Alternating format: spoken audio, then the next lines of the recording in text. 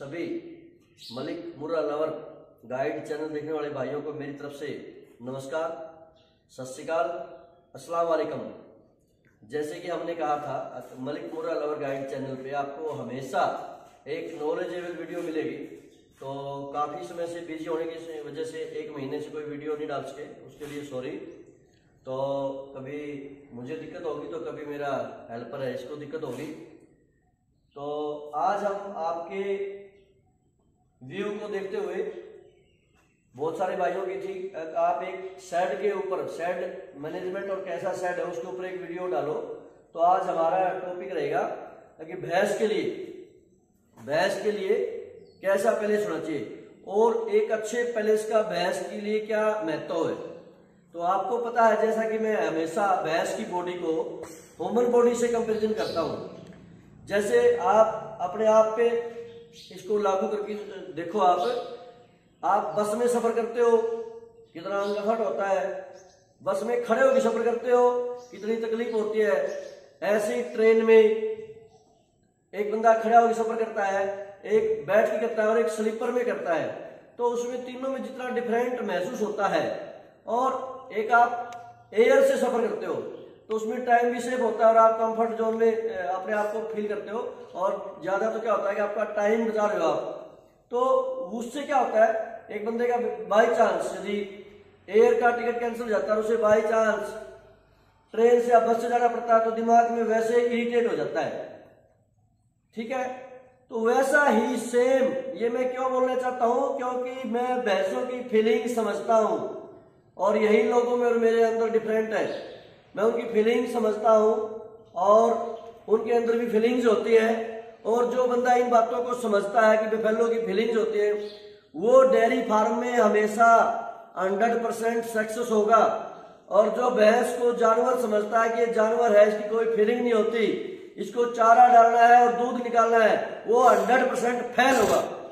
इसीलिए इसके भैंस के काम के अंदर 99% लोग फेल होते हैं। हमारे हरियाणा में तो होते हैं, बाहर का मुझे पता नहीं। बाहर के बहुत सारे लोगों के कॉल आते हैं कि मैंने डेयरी फार्म किया था, मेरे को इतना घाटा हुआ। यूट्यूब पे मैं देखता हूँ कि डेयरी फार्म में घाटे का सौदा है। डेयरी फार्म घाटे का सौदा नहीं है, आपका जो दिमाग है वो घाटे का सौदा है। डेयरी फार्म किसी भी एंगल से घाटे का सौदा नहीं है। तो मैं इसीलिए आज आपको शेड के बारे में बताना चाह रहा हूं और आपको पता चलेगा कि इन बातों से भी भैंस का दूध इंप्रूव होता है। सपोज क्या आपके पास ये जैसे रो है, ये रो है जो आप देख रहे हो, इसके अंदर 9 भैंसों की जगह है। काउंटिंग आप करोगे तो 1 2 3 4 5 6 8 9 इसमें जब 9 भैंसें बनती हैं तो वो क्या होती है, एक दूसरे का वेट करती है खड़ा होने के लिए, बैठने के लिए। जब एक भैंस उठ जाती है तब दूसरी बैठती है। तो जब वो खड़ी होती है ना, वो बैठना चाहती है तो वो सोचती रहती है दिमाग से कब मेरा नंबर आएगा। और मेरे पास 2013-14 में एनिमल ज्यादा होते थे और इन पे हर रो के ऊपर, हर किले के ऊपर भैंस होती थी, हर किले के ऊपर। तो उस टाइम पे मेरे लिए बड़ी समस्या हो गई थी। मैं 25 किलो की, 26 किलो की, 27 किलो की भैंस लेके आया उस टाइम पे और वो भैंस 22-23 पे खड़ी रहती। तो 1 साल मैंने पूरा प्रयास किया, काफी मेहनत करी। तो क्या किया फिर मैंने, एक दिन ऐसी इस बात को प्रूव करने के लिए क्या मैं इसका तो प्रॉब्लम नहीं है कि जो मेरी जगह है ये कंजेक्टेड होगी, ज्यादा भीड़ भड़ाका हो गया, इससे कभी पशु परेशान ना होते। तो मैंने मेरी एक भैंस को, जो मेरी रानी भैंस थी 27.5 किलो की, उसके लिए मैंने अलग से स्पेस दिया, मेरे मकान के अंदर स्पेस दिया, मैंने अलग से जगह उसका बनाया और उस भैंस को सेपरेट किया। सेपरेट करते ही विदिन 10 डे के अंदर मेरी भैंस दोबारा 27.5 किलो का आ गई। तो मैंने देखा है तो बड़ा इश्यू आई। तो इसका मतलब ये सारी भैंसें मेरी प्रोडक्शन कम कर रही है। तो 3 से 4 किलो का जो मेरा डिफरेंट था वो जगह की वजह से दूध कम हो गया। तो ये इसके लिए कोई अलग से पाठशाला नहीं है, कोई यूनिवर्सिटी नहीं है जो आपको ये चीजें समझाएगी। ये सारा क्या है, प्रैक्टिकली। इसमें बंदा अपने फार्म पे चोट खा के और तरह तरह के प्रैक्टिकली अपने अनुभव करके वही अनुभव से कामयाब होता है। उन अनुभव में टाइम भी लग जाता है कई बार। तो आप लोगों को जो नए फार्मर हो, आपको शॉर्टकट में वो अनुभव फ्री में मिल रहे हैं, घर बैठे मिल रहे हैं। क्योंकि मैं मेरी ज्यादा से ज्यादा जो मैंने इसमें हासिल किया है, जो सीखा है मेरे फार्म पे, वो आप लोगों से मैं शेयर करता हूं, ताकि आप लोग उन जो समस्याओं के ऊपर उठो और उन समस्याओं के शिकार न हो कि न, और डेयरी फार्म में फेल न हो कि न, कामयाबी की तरफ चलो। तो यही मेरा आज का टॉपिक है। जो उसके बाद फिर मैंने क्या किया, अभी पीछे 1 साल पहले मैंने पाइप ये लगवाए, क्योंकि आप सपोज क्या, यहाँ पे आपकी एक भैंस आप मिल्किंग कर रहे हो, यहाँ पे मिल्किंग कर रहे हो, और एक भैंस की यहाँ मिल्किंग हो रही है, दूसरी भैंस आपकी यहाँ पे बंधी हुई है, ठीक है। यहाँ वाली जो भैंस किसी कारण से कोई बाहर का अचानक आदमी आ गया, या कोई उसने अलग झटका दे दी, और एक बार ये एकदम से ये राउंड खा के इधर आ जाए और उसको पीछे से धकेल देगी, इस भैंस को धकेल देगी, तो आपका पूरा ध्यान क्या मिल्किंग में है, और उस भैंस ने एकदम उसको यदि दूसरी भैंस को डिस्टर्ब कर दिया या उसको पीछे से टक्कर मार दी, तो आपकी भैंस जंप कर जाएगी, इससे आपका दूध भी खिट जाएगा और आपको या आपको काम करने वाले को चोट भी लग जाएगी। तो इस पाइप का ये इंपॉर्टेंस है कि ये अपने अपने क्वार्टर में रहती है भैंस, और ये कंफर्ट जोन है। अब आप पूछोगे इसका डिफरेंट क्या है, इसका मैंने 5.5 फीट का गैप रखा है एक पाइप से दूसरे पाइप का। इसमें तकड़ी भैंस भी आराम से अपने आप को कंफर्ट फील करती है, डुल सकती है, और ये गैप आप 4.5 फीट भी रख सकते हो।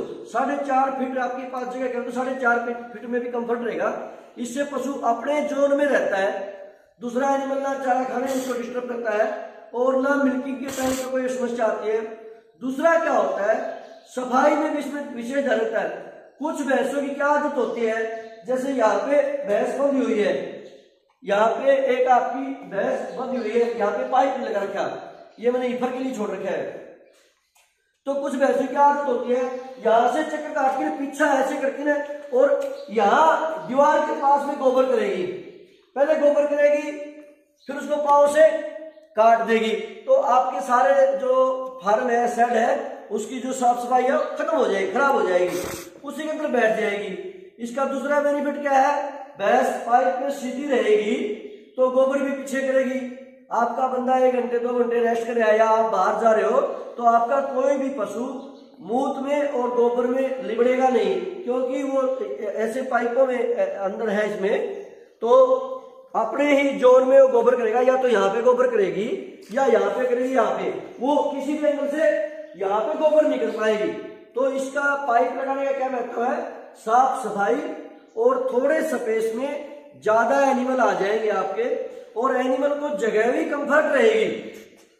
जैसे कि ट्रक के अंदर आप पीछे ऐसे आप बंदे बैठ गए ट्रक के अंदर, तो हर आदमी अनकंफर्ट फील करेगा, और उसी ट्रक के अंदर बस की तरह यदि सीटें हो जाए हैं, तो अपने अपने जोन में आदमी कंफर्ट फील करता है, और इस कंफर्ट से क्या होता है, पशु रिलैक्स में रहता है, दूसरा पशु उसको टच नहीं करता, अपने अपने स्पेस का वो चारा खाता है। ऐसे ही अभी आने वाले समय के अंदर गर्मी आ जाएगी, हमारे हरियाणा, राजस्थान और पंजाब, हमारे एरिया के अंदर गर्मी की बहुत समस्या है। तो अभी मैंने पीछे ये 10 साल से मेरा सेट था, पिछले 2008 में मैंने बनाया था, 13 साल हो गए इसको। 13 साल से इसमें ह्यूमिडिटी बढ़ती थी। एक बार तो मैंने इसका लोहे की चतरे हैं ऊपर वो डाल दिया था, जो हमारे सरकंडा बोलते हैं, हमारे जो नदी के ऊपर बड़े बड़े लंबे डंडे होते हैं, तो ये 7-8 डिग्री तक टेम्परेचर मेंटेन कर लेता है ये सरकंडा। तो सरकंडे के बाद फिर भी वेंटिलेटर नहीं हुआ, यानी कि ह्यूमिडिटी फिर भी बढ़ती थी। तो अभी मैंने पीछे अगस्त में 2020 अगस्त में ये दीवार तोड़ दी, दिखाना इसको भाई, ये दीवार तोड़ दी है, और ये मैंने इसके अंदर वेंटिलेटर के लिए रोशनदान निकाल दिए। तो इससे क्या होगा, ये निकालते ही हर चीज का समय होता है, पहले मेरे दिमाग में नहीं आया है आइडिया अगर गर्मी से कैसे निजात की जाए, तो पंखे से, कूलर से, हर चीज से जो नेचुरल वेंटिलेटर है ना, क्योंकि जो भैंस गैस छोड़ती है अपने मुंह से, कार्बन डाइऑक्साइड जो छोड़ती है, वो क्या होती है, हल्की होती है, वो ऊपर चढ़ जाती है, ऊपर साइड जाते जाते वो एक लेवल आता है, फुल हो जाता है, जो हम दिखाई नहीं देती, लेकिन वो ह्यूमिडिटी फुल हो जाती है।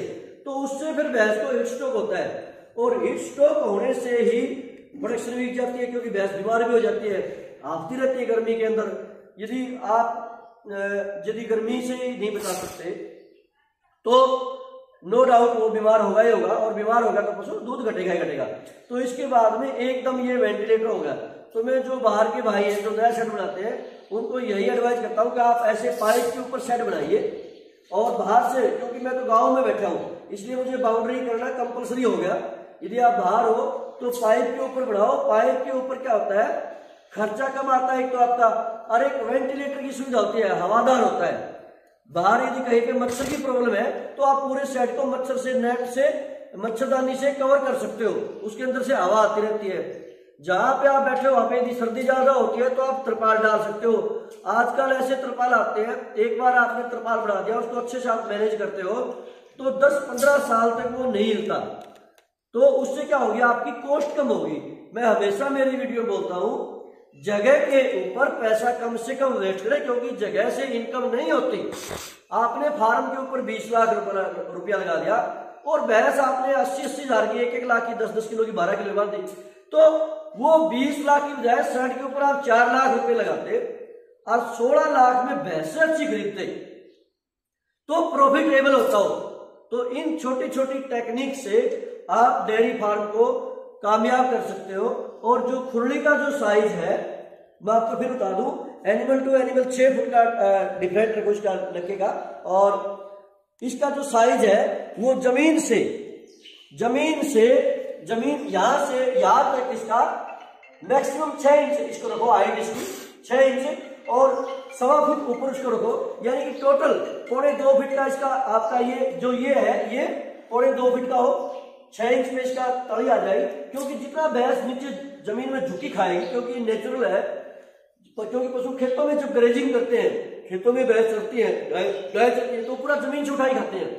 जो ही वो उठाई चलती है तो उसकी जो लाड़ होती है वो ज्यादा बनती है, और उसका जो रूमन का पहले कोई न्यूट्रिशन नहीं होता था, कोई भी डाइजेस्टिव टॉनिक नहीं होता था, नेचुरल गॉड ने इसके अंदर जो लाड़ जो हमारे अंदर भी दे रखी है वो उसका ज्यादा उपयोग होता है। जब झुकती है भैंस तो ज्यादा लाड़ें आती है और डाइजेस्टिव सिस्टम उसका मजबूत रहता है, कोई दवाई देने की जरूरत नहीं पड़ेगी। आजकल हमने एक दूसरे को देख के कॉपी करके भैंस के लिए कंफर्ट रहेगा, ऊंची हाइट की खोर बना दी, खड़ी ऐसे भैंस का सीधा मुंह रहता है जो खाती है, तो उसकी जो नेचुरल जो लाड़ें आती है वो नहीं आती, और उससे उसका जो पेट होता है वो बार बार खराब होता रहता है। इसलिए खुरली का जो साइज है बिल्कुल डाउन पे रखिए, और उसकी डीप लगभग 1.5 फुट, ताकि पूरा बार आपका वेस्टेज ना जाए।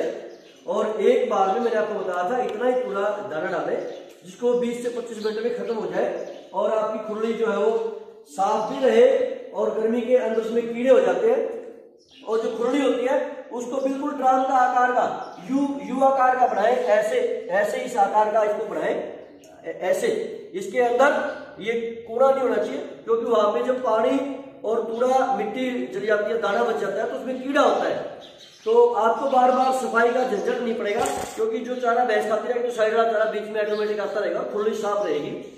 इन छोटी छोटी बातों से ही आपका जो डेयरी फार्म है वो सक्सेसफुल होता है। हमने बीच में स्पेस क्यों छोड़ रखा है, ये बीच का स्पेस इसलिए छोड़ रखा है ताकि भैंस का जो फीडिंग करने वाला बंदा है,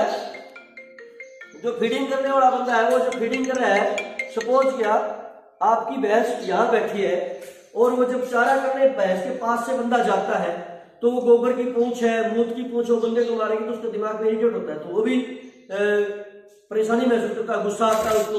तो काम को ऐसे करो कि काम करने वाले को तकलीफ भी ना हो, पशु भी कंफर्ट जोन में रहे। उसको गुस्सा आएगा तो सीधी बात है भैंस को डंडा मारेगा, लात मारेगा, वो भी गलत है। तो ये जो बीच से आएगा बंदा तो चारा इधर भी करेगा उधर भी करेगा, भैंस आराम से बैठी है, और भैंस को भी कोई अनकंफर्ट फील नहीं होगा, और बंदे को भी। तो इसलिए बीच में जो 1.5 फुट का गैप दिया हुआ है, ये आप बीच में फेस टू फेस इससे खोर बन जाती है।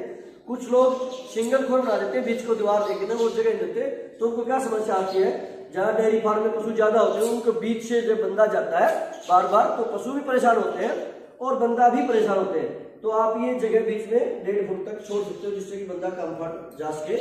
और फिर आती है हाइट की बात। तो शेड का जो सेंटर है, ये हाइट की बात हम क्यों करते हैं, क्योंकि हमारे पूरे लगभग इंडिया में गर्मी की समस्या है। तो सेंटर इसका 17-18 फीट लगा आप रखो, सेंटर का जो पॉइंट है, साइड 14 फुट रखो, ताकि ज्यादा से ज्यादा बार की हवा घुसे, और जितनी छत ऊंची होगी उतना ही जो हिट है वो हिट स्ट्रोक नीचे नहीं आएगा, ऊपर ही रह जाएगा। और आपकी भैंस का जो शेड का टेम्परेचर नॉर्मल रहेगा, तो उससे क्या होगा, प्रोडक्शन बढ़िया रहेगी, कंफर्ट रहेगी। ये सारा जो हमें करना पड़ता है शेड का मैनेजमेंट, ये सभी एक ही इसका इश्यू है कि हम भैंस से सेम प्रोडक्शन बीमारियों से कैसे बचाएं। गर्मी के अंदर 80% बीमारियां गर्मी की वजह से होती हैं, उसको फिर हमें कूल मैक्स पिलाना पड़ता है, कभी कुछ देना पड़ता है, और एक बीमारी से 100 बीमारी आ जाती है। गर्मी हीट स्ट्रोक रहती, दूध घट जाएगा, फिर क्या हो जाएगा, पेट खराब हो जाएगा, फिर वही सारा सिस्टम स्टार्ट हो जाता है, पेट को ठीक करो, गर्मी से बचाओ। तो इन सभी से बचने के लिए आपका शेड का यदि मैनेजमेंट अच्छा है तो 70% तक जो बीमारियां हैं आप अपने मैनेजमेंट से गर्मी के टाइम में बचा सकते हो। और सर्दी तो वैसे ही भैंस को कम लगती है, ये छत तो सिर्फ गर्मी के लिए हम इसको लगाते हैं। तो मेरे हिसाब से ये आज का टॉपिक कंप्लीट रहा होगा, ताकि और आने वाले वीडियो के लिए आप अपने व्यू से बताएं कि हम किस टॉपिक के आपके लिए वीडियो बनाएं। मैं तो अपनी तरफ से जो आता है वो बनाता रहता हूँ, फिर भी आप अपने कमेंट से बताना किस टॉपिक पे आपको वीडियो चाहिए। और मैंने कोशिश की है ज्यादा से ज्यादा आपको समझा चुका हूँ, हर पॉइंट के ऊपर आपको बता के। और साफ सफाई आप देख रहे हो, साफ सफाई का बहुत महत्व होता है। जहाँ पे साफ सफाई होता है वहीं पे बरकत होती है काम में, वहीं पे आपके जानवर अच्छे होते हैं। तो अभी मैं आपको बाहर की तरफ ले चलता हूँ। हम पशुओं को 4 से 5 घंटे डेली धूप भी लगाते हैं। अभी देखिएगा हमारे जो जानवर हैं वो धूप का कितना अच्छा एंजॉय लेने लग रहे हैं, आप खुद देख सकते हो। ये जो रेत है राजस्थान में तो बहुत मिलता है, हम तो ये एक ट्राली 800 से 1000 रुपए की लेके आते हैं।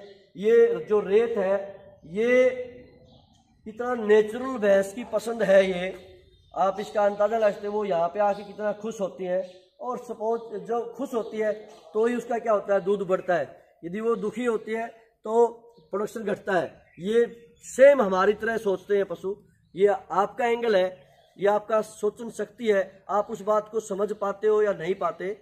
ये रेत के अंदर फुल्ली कंफर्ट, क्योंकि मैं कहीं से भी कोई भैंस ले आऊँ राजस्थान से, मेरे फार्म पे 4 से 5 दिन में हर भैंस सेट हो जाती है। तो वो क्यों होती है, क्योंकि उसका जो बैठने का जो जोन होता है वो कंफर्टेबल होता है। मैंने पहले भी कहा था, आपको कितना ही अच्छा खाना खिला दो लेकिन आपका बिस्तर अच्छा नहीं है तो आपको नींद नहीं आएगी, और आप जिसके घर पे रुके उसको पूरी रात कोसते रहोगे, अरे कहाँ कैसा बिस्तर दे दिया, या उसके ऊपर कोई बोखड़ी डाल दे, यानी कोई कांटेदार कोई चीज़ उस पर नुकीली डाल दे तो आपको चुभे, तो आप उससे अनकंफर्ट फील करोगे। ऐसा ही जो मेरे पास भैंस आती है वो पिछले किले को 2 से 3 दिन में भूल जाते हैं, क्योंकि यहाँ पे इनको पूरा कंफर्ट जोन है। यहाँ देखो आप आध फुट इसमें बाड़ू रेत डाला हुआ है, तो और 4 घंटे जो धूप लगती है, 4-6 घंटे, उससे इनकी जो स्किन होती है वो बिल्कुल ब्लैक रहती है, क्योंकि विटामिन के इससे मिलती है, फास्फोरस की कमी नहीं होती धूप से। तो हम 4 घंटे लाजमी एनिमल को धूप देते हैं। ये इधर आप काफ देखो, सारे काफ एकदम मस्त जोन पे हैं, सारे पूरे फुल्ली हैप्पी हैं ये। क्यों? क्योंकि नहाने के बाद में जब धूप लगती है तो पूरा कंफर्ट फील करते हैं। तो ये सेम ह्यूमन बॉडी की तरह है, ये फीलिंग्स है इनकी, और ये फील करते हैं। ये हमारी मास्टरनी भैंस देखो पूरी ये सोई हुई है धूप की वजह से, एकदम कंफर्ट।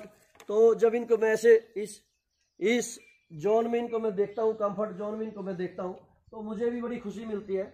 मैं ज़्यादातर टाइम मेरा इन्हीं के बीच में व्यतीत करता हूँ, और इनको ऐसे इस फॉर्म में देख के मुझे खुद खुशी फील होती है, हैप्पी महसूस करता हूँ। मैं इनके साथ में इनकी विलिंग, इनकी इच्छाएं जानने की कोशिश करता हूँ कि इसको क्या चाहिए, अभी इसकी क्या इच्छा है, ये कितनी कंफर्ट जोन में है, अभी ये पिछले किले को कितना भूल गई, कितना नहीं भूली। तो ये मैं इनके फेस से अंदाज़ा लगा लेता हूँ, और जैसी इनकी फिर नीड होती है वही इनकी नीड जो रिक्वायरमेंट होती है वो पूरी करता हूँ। और इसीलिए जो मेरा डेयरी फार्म है वो कामयाब है। ऐसा डेयरी फार्म आप भी कामयाब कर सकते हो। ओपन स्पेस का बहुत महत्व है, सेम ह्यूमन बॉडी की तरह, जैसे आप कंफर्ट फील करते हो वैसे ही करते हो। और यदि जिस टाइम पे कंफर्ट जोन पे आ जाते हैं तो ये फिर अपनी तरफ से कोई कसर नहीं छोड़ते, पूरी पीक प्रोडक्शन आपको दिखा देते हैं। इसी के साथ धन्यवाद। और आज जो हमारा किसान आंदोलन इतने लंबे समय से चल रहा है, आप किसी भी स्टेट में बैठे हो तो बढ़ चढ़ के किसानों का सहयोग कीजिए और किसान आंदोलन को मजबूत कीजिए। ये किसी एक सिंगल आदमी के लिए नहीं है, हर आदमी के लिए है। ये आप देखते हो जो नमक है वो किसी फैक्ट्री के पास चला जाता है तो वो 10 रुपये वाला 2 रुपये किलो वाला नमक 50 रुपये किलो में डाइवर्ट हो जाता है। कोई भी आप छोटी सी चीज़ लेके देख लो, एक गन्ना कोई स्टोर पे चला जाता है तो जो फार्मर वैसे ही 5 रुपये पकड़ा देता है तो उसकी कीमत 60 रुपये हो जाती है, 12 गुना उसकी कीमत बढ़ जाती है। इसी तरह जो वीट है, गेहूँ, जो हर आदमी की बेसिक नीड है, यदि वो कुछ चंद घरों में चली गई, अंडानी के गोदान में चली गई, तो वो आपको 100 रुपये तक नहीं मिलेगी और वो दिन हमारे लिए बहुत डेंजर होगा। और हम देखते देखते जैसे ईस्ट इंडिया कंपनी के अधीन हो गए तो ऐसे हम अधीन हो जाएंगे और ऐसे कानून बनेंगे। आप जैसे कोरोना के दौरान आज भी आप मुंह पे यदि मास्क नहीं लगाते तो आपकी जेब से 500 रुपये, 2000 रुपये छीन लिए जाते हैं। वो डाका है, वो छीने जाते हैं और वो भी एक करप्शन का हिस्सा मानता हूं मैं और हमारी आज़ादी के साथ खिलवाड़ मानता हूं मैं। हम जो परमात्मा की दी हुई ऑक्सीजन है वो नहीं ले सकते, क्योंकि हमारे मुंह पे मास्क लगा दे तो ऑक्सीजन कहाँ से लेंगे हम, उसके ऊपर भी बैन कर दिया। तो ये जो सरकारें होती हैं कोई भी कानून पास करके ना अपने ऊपर थोप सकते हैं और इसी से फिर हमारे को गुलामी जैसी फीलिंग आती है। मैं तो कभी भी मास्क का मैंने यूज़ नहीं किया और नहीं करता हूँ मैं, क्योंकि मैं किसी भी कानून को आँख मीच के फॉलो नहीं करता हूँ, मैं उसका विरोध करता हूँ। लड़ने की मुझे आदत है, मुझे कोई फ़र्क नहीं पड़ता इस बात का। तो आपसे भी यही गुजारिश है, ऐसे ही कोई और आपके ऊपर कोई किसी नए वायरस का नाम लेकिन है आपको उल्लू न बना जाए और ये मन चाहिए कुछ आपके ऊपर न थोपे। इसलिए आइंदा आने वाले समय में सचेत रहिएगा। कोई भी ये नॉर्मल से वायरस को इतना बड़ा ड्रामा बना के और आप लोगों के सामने इसको पेश किया, वो सिर्फ मैंने पहले बताया था आपके साथ ठगी के लिए, आपको गुलाम बनाने के लिए, गुलामों जैसी सोच करने के लिए, ताकि आप वो जो कहें वही बस फॉलो करो और जो विरोध करता है तो वही देशद्रोही। तो मैं तो अपने आप को देशद्रोही रहना ही पसंद करूँगा। मैं अननेसेसरी जो हमारी स्वतंत्रता को जो छीने उस कानून को मैं कभी फॉलो नहीं करता हूँ और ये मैं खुले सरेआम कहता हूँ। मैंने पिछले साल मार्च में भी ऐसा बोल दिया था जब ये वायरस को ये लेके आए थे। ये एक षड्यंत्र था बहुत बड़ा, चलो, और वो आज प्रूव हो गया। दिल्ली के अंदर लाखों करोड़ों किसान वहाँ पे बैठे हैं, वहाँ पे तो आज किसी को नहीं देखा। और आज भी एक साइड में उसी दिल्ली में मास्क फॉलो किया जा रहा है। क्यों वो मास्क क्यों लगाया जा रहा है? क्योंकि उसकी आड़ में 2000 रुपये का, 500 रुपये का आपसे चालान काटना है और आपको एक क्रिमिनल टाइप घोषित करना है। मैंने अभी मेरे बेटे का स्कूल खुला फरवरी को, तो मैंने स्कूल में जाके प्रिंसिपल को डायरेक्ट बोल दिया मेरा बेटा स्कूल आएगा लेकिन मास्क नहीं लगाएगा, क्योंकि हम फ्रीली ऑक्सीजन लेंगे। आपको स्कूल में उसको एंट्री करनी है तो कर दो। मैं ये बात लिखित में देता हूँ, आपको लिखित में दे के मैं मेरे बेटे के लिए, अगर मेरा बेटा मास्क नहीं लगाएगा, वो आपकी सिरदर्दी है, आप उसको स्कूल में एंट्री करने देते हो, नहीं मेरा बेटा सिर्फ एग्जाम में आएगा बस। तो हम नहीं चाहते कि हम कोई अननेसेसरी किसी दबाव में अपनी लाइफ को स्पेंड करें। और इसी के साथ आपसे उम्मीद करूँगा कि आप इन चीज़ों का ध्यान रखोगे, शेड के ऊपर, मैनेजमेंट के ऊपर, और यही एक अच्छे डेयरी फार्म का कामयाबी का बेसिक स्टेप है। जब हम शेड बनाते हैं तो इन छोटी छोटी चीज़ों पे आप ध्यान रखोगे तो 100% आप डेयरी फार्म में कामयाब होगे। धन्यवाद।